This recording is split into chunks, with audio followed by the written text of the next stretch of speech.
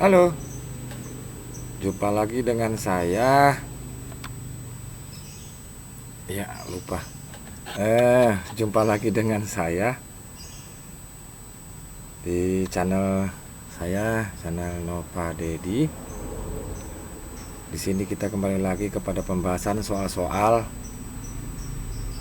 untuk pelajaran prakarya.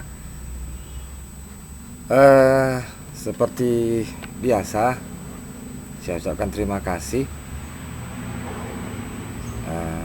kepada subscriber semua, para pelajar semua.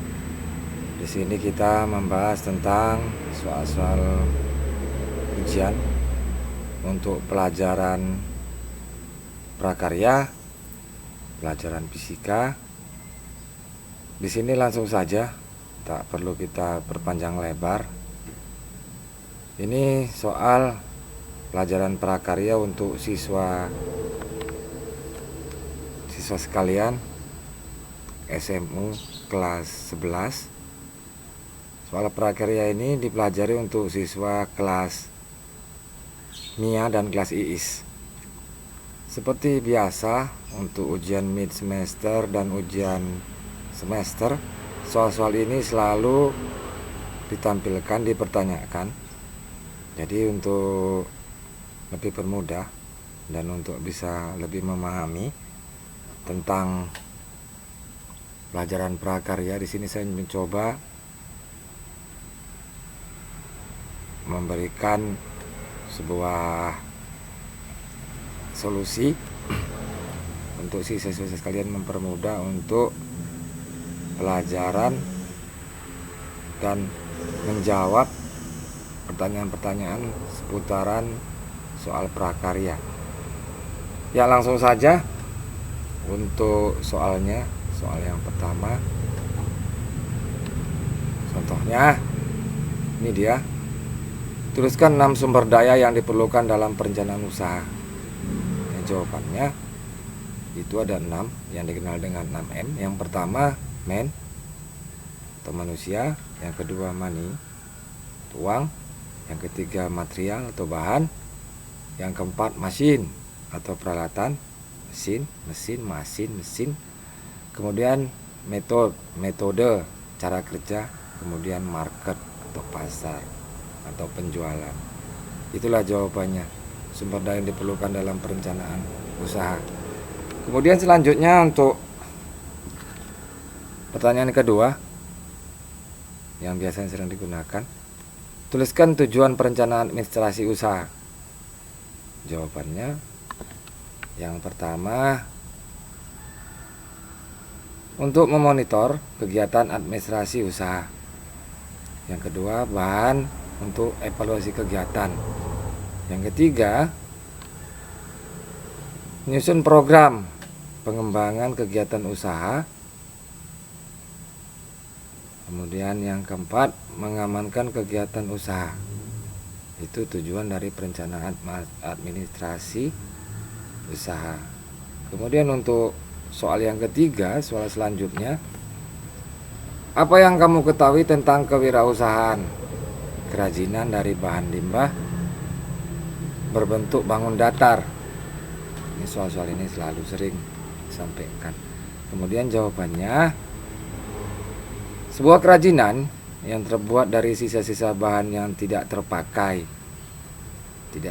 lagi. Sedangkan maksud dari bangun datar sendiri adalah suatu jenis bahan yang berbentuk bangun datar, ini kurang K-nya, atau tidak memiliki ruang, seperti contohnya kertas, kain, dan limbah lainnya yang berbentuk dua dimensi. Itu dia jawabannya untuk pertanyaan jenis kewirausahaan, kerajinan dari bahan limbah yang berbentuk bangun datar. Kemudian untuk lebih memahami lagi, kita lanjut lagi ke soal pembahasan yang keempat. Nah, ini dia contohnya. Tuliskan, soal yang keempat, tuliskan contoh kerajinan yang berasal dari plastik, kulit jagung, pelepah daun pisang, limbah kertas, limbah kardus, kain perca. Jawabannya yang pertama, ini dia gambarnya ya. Kamu bisa menggambarkan bagaimana bentuk gambarnya nanti supaya cantik dia. Kemudian yang kedua, bahan dari kulit jagung, itu terlihat gambarnya, gambar boneka. Kemudian yang ketiga, dari pelepah daun pisang, ini dia gambarnya. Kemudian gambar yang keempat, limbah kertas ya, menarik kan. Nah, ini gambarnya, bisa kamu lebih mengekspresikan. Apabila ada pertanyaan, kamu bisa menggambarkan contohnya seperti itu.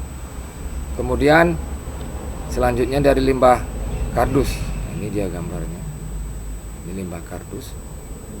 Yang keempat dari kain perca, inilah gambar-gambarnya ya. Nanti kamu jelaskan, kamu buat jawabannya bagus ya, sehingga terjadilah interaksi antara pertanyaan dan jawaban.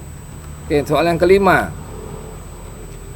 Soal ini selalu untuk pelajaran prakarya selalu dipertanyakan. Tuliskan manfaat kerajinan sebagai benda pakai dan benda hias. Ya, jawabannya manfaat pakai. Ya, tadi kan ini manfaat kerajinan sebagai benda pakai. Ialah kerajinan memiliki keindahan sebagai tambahan agar menjadi menarik. Kemudian sedangkan sebagai benda hias, manfaat hias adalah kerajinan yang hanya mengutamakan keindahan tanpa memperhatikan kegunaan dari barang tersebut. Itulah manfaat dari manfaat kerajinan sebagai benda pakai dan sebagai benda hias. Maka benda pakai tadi agar jadilah menarik.